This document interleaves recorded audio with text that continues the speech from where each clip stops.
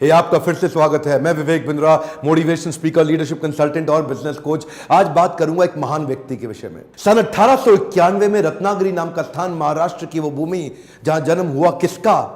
एक profound powerful दलित leader का, एक ऐसे शक्तिशाली पॉलिटिशियन, वुमेन इमेंसिपेटर, एक इकोनॉमिस्ट, एक प्रोलिफिक राइटर, एक थियोरिस्ट, एक ऐसे महान व्यक्ति जो कि बुद्धिज्म का रिवाइवलिस्ट भी था, ह्यूमन राइट प्रोफाउंडर और eminent scholar, razor sharp intelligence. नाम था इनका डॉक्टर भीमराव रामजी अंबेडकर। छोटी उम्र में ही ये रत्नागिरी से सत्तारा नाम के स्थान, महाराष्ट्र के अंदर जो पुणे के नजदीक है, वहां शिफ्ट हो गए। इनकी माता का देहांत हो गया था छोटी उम्र में। बचपन से ही बड़ी दिल को दहला देने वाली, दुखी कर देने वाली, एक बच्चे को आतंकित, पीड़ित कर देने वाली, तंग करने वाली, परेशान करने वाली कठिनाइयों के दौर से ये गुजरे।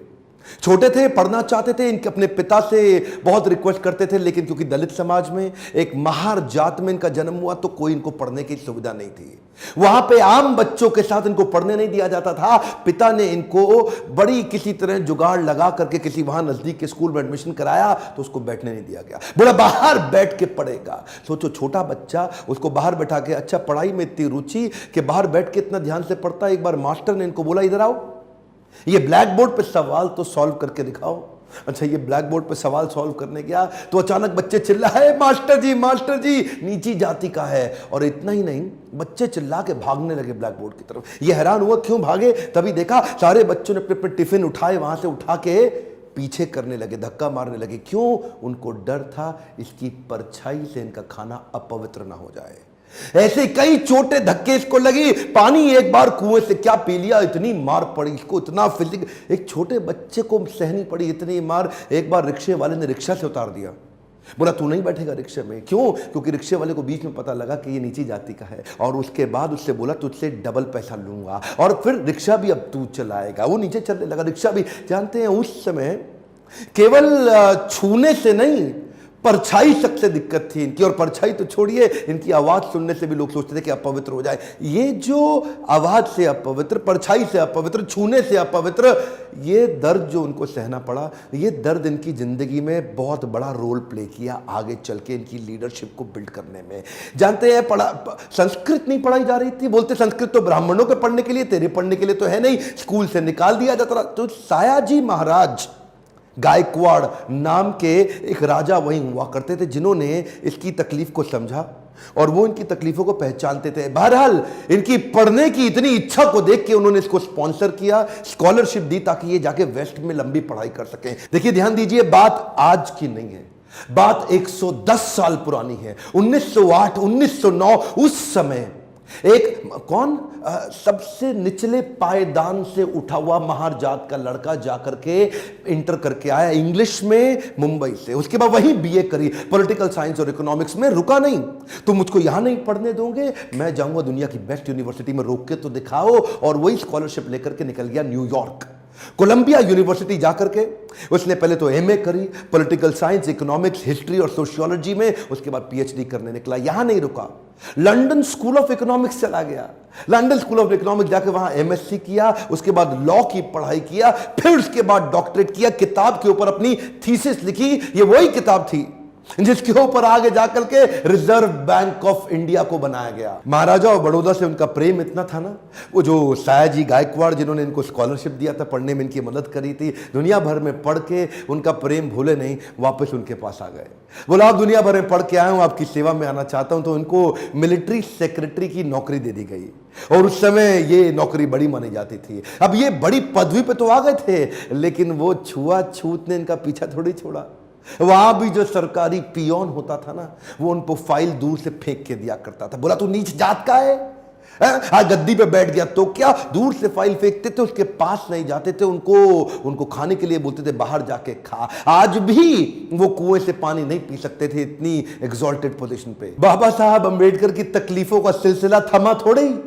अभी तो रमाबाई जिनसे उनका विवाह हुआ था, उनके साथ उनकी 5 संतानें हुई, लेकिन 4 संतानें एक के बाद एक इलाज की सुविधा ठीक से ना मिल पाने के कारण उनके जीवन से चलती चली गई। 4 बच्चों का देहांत हुआ, 1 बच्चा बचा, लेकिन पत्नी भी आगे चल के लंबा साथ नहीं दे पाई, वो भी लंबी बीमारी के चलते उनका भी देहांत हो गया।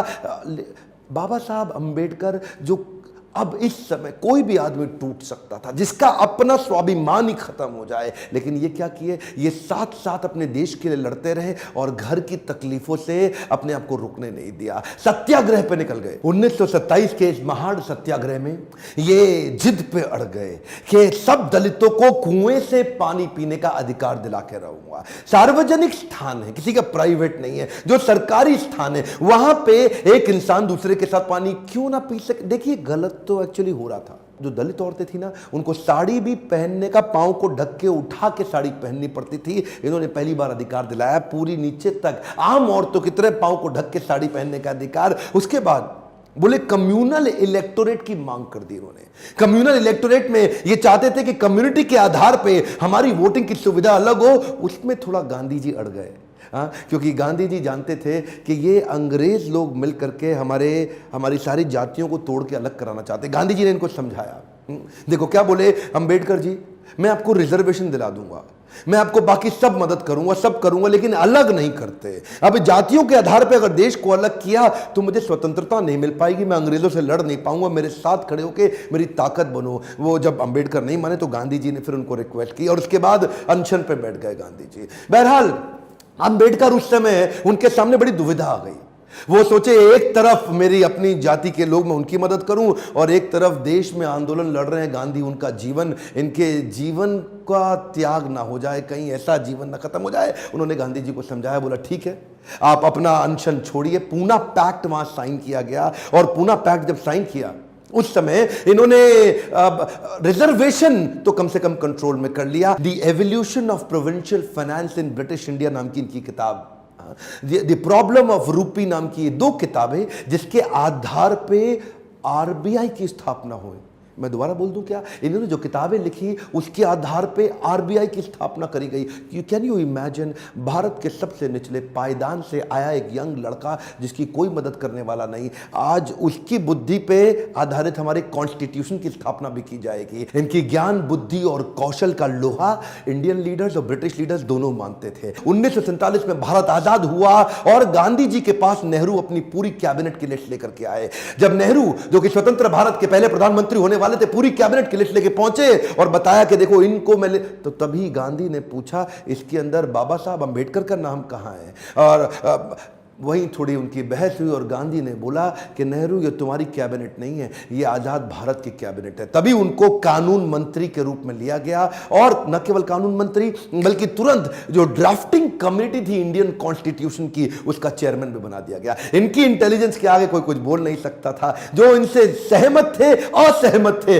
दोनों जानते थे कि इस आदमी में बुद्धि बहुत है। बहरहाल मन तो है कि मैं घंटों तक इनके विषय में बात करूं, एक्चुअली मन भरता नहीं है इनके विषय में बात करते हुए। इतने बुद्धिमान व्यक्ति, आगे चल के इन्होंने हिंदू कोड बिल और महिलाओं के लिए बड़े कानूनों के अंदर कई बदलाव लाए। ये वो पॉलिटिकल लीडर नहीं थे जो सत्ता के लिए लड़ते थे, ये लड़ते थे उनके लिए कि देश में कमजोर हिस्से को उठाना देश के हर लीडर की जिम्मेदारी। एक वन मोर टाइम ध्यान दीजिए, चाहे वो महिलाएं हो, चाहे वो जाति धर्म के आधार पे हो, कमजोर हिस्से को आगे बढ़ाना, सपोर्ट करना, तभी देश आगे चलेगा। खुशहाली आएगी तो फायदा सबका होगा। कम ऑन ध्यान दीजिए, पूरे देश में खुशहाली आएगी तभी फायदा सबका होगा। इनकी भाषा में, इनके भाषण में, इनकी चर्चा में, इनके आचरण में, इनकी किताबों में और ड्राफ्टिंग कमेटी में चेयरमैन होते वक्त कॉन्स्टिट्यूशन को लिखने में सहनशीलता लगातार दिखती रही। अहिंसा परमो धर्म, बौद्ध धर्म को अपनाने लगे।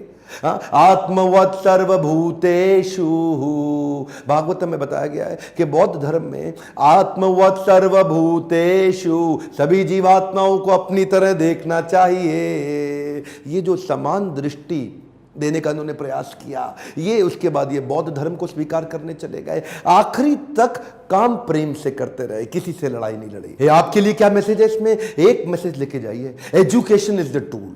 पूरी जिंदगी में सबसे निचले कमजोर तबके को उन्होंने उस एजुकेशन के बल पे तो खड़ा किया। ये लगातार जो पढ़ते रहे लोग इनके सामने चुप, इनकी एजुकेशन के चलते तो हो जाते थे। कोलंबिया यूनिवर्सिटी आगे चल के इनको number 1 scholar in the world की उपाधि से नवाजा गया। देश ने इनको भारत रत्न दिया। एक बात समझ लीजिए, इनके बराबर लीडर पृथ्वी में गिनती की होते हैं, परसेंटेज में नहीं होते। लर्निंग क्या है? Education is the tool. Entertainment के तो बहुत चैनल होंगे यूट्यूब पे, पर मैंने एजुकेशन का चैनल बना है, कोई एंटरटेनमेंट नहीं है इधर। और देश को भीमराव रामजी अंबेडकर के विषय में एजुकेट करना, उनके संघर्ष के बारे में बताना मेरी आपकी पूरे देश की जिम्मेदारी है। बताइए तो सही लोगों को कैसे संघर्ष से उठ के खड़े हुए हैं। शेयर करिए वीडियो, जिसको हो सकता है, जिसको इंस्पिरेशन मिल सकती हो, कमेंट बॉक्स में बताइए। अगर किसी और लीडर का वीडियो देखना चाहते हैं लाइक करिए। अगर थोड़ा भी वीडियो पसंद आया, जितने लाइक उतना मेरा उत्साह बढ़ेगा। बताइए कि आपको कैसा लगा ये वीडियो। सब्सक्राइब करिए, बेल आइकॉन हिट करके दूसरों से भी करवाइए। मेरे साथ जुड़े रहने के लिए प्रेम पूर्वक हर बार की तरह